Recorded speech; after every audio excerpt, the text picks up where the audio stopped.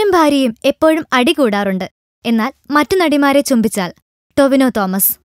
അതെ, ഭാര്യയ്ക്കറിയാമല്ലോ എല്ലാം അഭിനയമാണെന്ന്. പിന്നെന്താ പ്രശ്നം?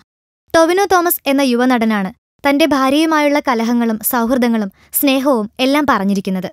ഞാനും എന്റെ ഭാര്യ ലിഡിയയും തമ്മിൽ വഴക്കുണ്ടാക്കാറുണ്ട്. എന്നാൽ ഒരിക്കൽ പോലും ഞാൻ അഭിനയിച്ച സിനിമകളിലെ ചുംബന രംഗങ്ങൾ കണ്ട് അവൾ എന്നോട് വഴക്കിന് വന്നിട്ടില്ല. അവൾക്കറിയാം ഞാൻ ചെയ്യുന്ന ജോലിയുടെ ഭാഗമാണതെല്ലാം. അല്ലാതെ സുഖത്തിനു വേണ്ടി തന്റെ ചേട്ടൻ അതൊന്നും ചെയ്യില്ലെന്ന്.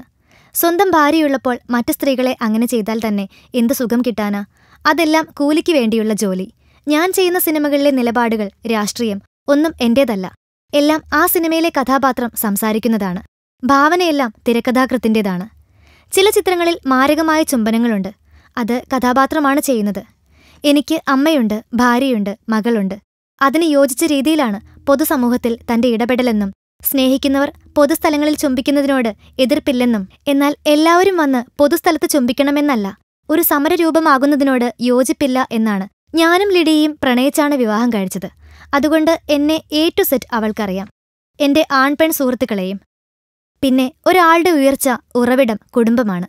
നാളെ ചിലപ്പോൾ ഇപ്പോൾ കിട്ടുന്ന സിനിമ, പണം, പ്രശസ്തി ഒന്നും ഉണ്ടായിക്കൊള്ളണമെന്നില്ല.